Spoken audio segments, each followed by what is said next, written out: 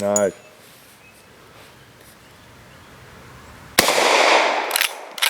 Sweet. Oh, can't be missing.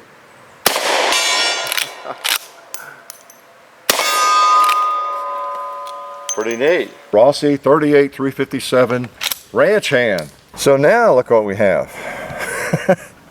We have an SBR with a suppressor on it. And how's that for a rig? You won't see one of these every day at your local gun shop or your shooting range is my guess.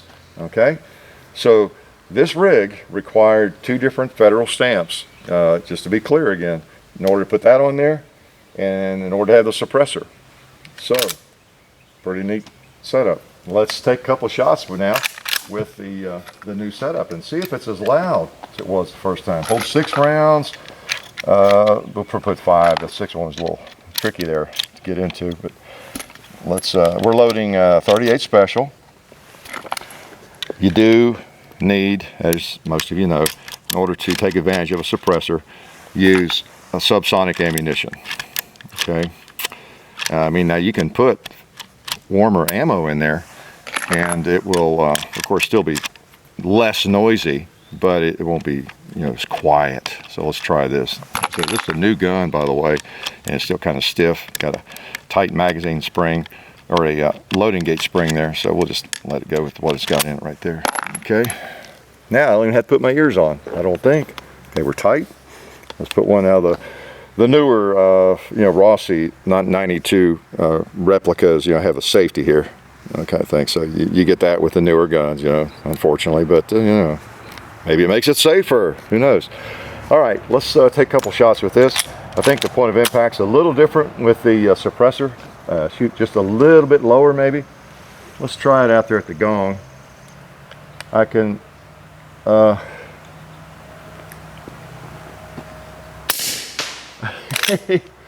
think we lost our sights in the first round there. Here it hit the wood.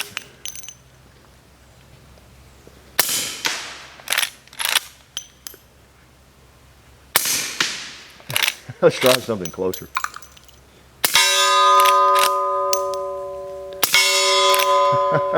Pretty neat, huh? Pretty neat. Let's take it over here and lay it down for a second, and let's see if we can find the sight. We'll come back to you in a second. Okay, we're back. I just prefer to have a front sight when I shoot, and I noticed when I was shooting with the suppressor, it doesn't look right, because I took a couple of practice shots and I was impressed that you could still use the sight up over the suppressor, even though I had a little hard time, seeing maybe the sight, but I especially had a hard time seeing it when it wasn't there. Even I noticed there was no front sight. So it came off while I was messing with the gun or something. I raked it off, I don't know.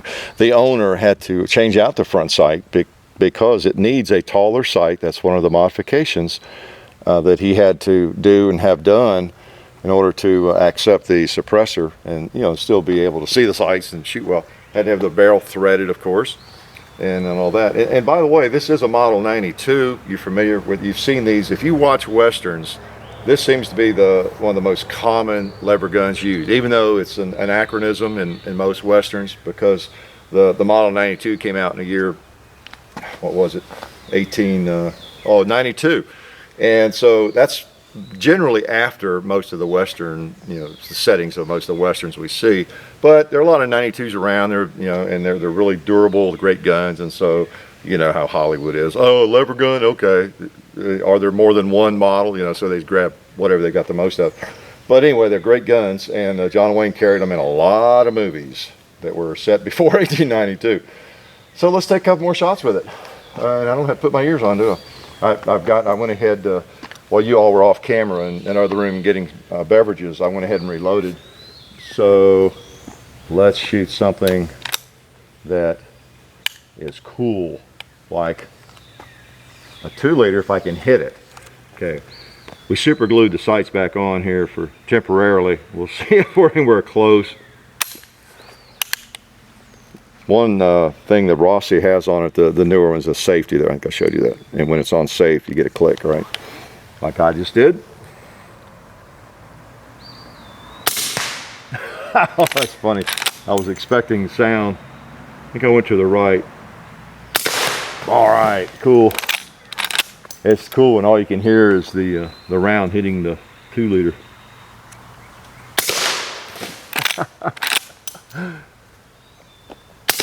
Oh man, suppressors are pretty neat, aren't they? Let's try that pot down there on top of that propane tank. Oh boy. Oh, here's a 2-liter sticking out of that tree. Oh! We have another round. Let's put it on the gong. Try to, at least. With the sights, I don't have as much of an excuse if they're on. Cool. Yeah, the 92 is a great gun, no doubt about it. And one of the best ever made. It was basically a scaled down 1886, if you're familiar with the 1886. You know, I have one in 4570. And so John Browning scaled it down, and you got the same locking lugs, you know, mortised in the sides of the receiver and everything. So it makes a wonderful, wonderful rifle. Let's load him here. John Wayne would love to have had a suppressor like that, wouldn't he? That's pretty interesting. I have to leave my ears off. Well, we got a couple of 2-liters here close. See if we can hear it. Oh man. You know what? Somebody hung a gigantic propane tank upside down over there. Looks like some kind of medieval torture chamber or something. Let's see if we can hit that thing. I guess I can't. It's not big enough. Wow. What a ring. I think the sights actually go to the right a little bit. We need some adjusting. Get the super glue out again. So if I hold to the left of it just a hair, yeah, it's over on the right. All right. Wow. That's like another gong. Cool. Cool. Ah, 92. I love Model 92.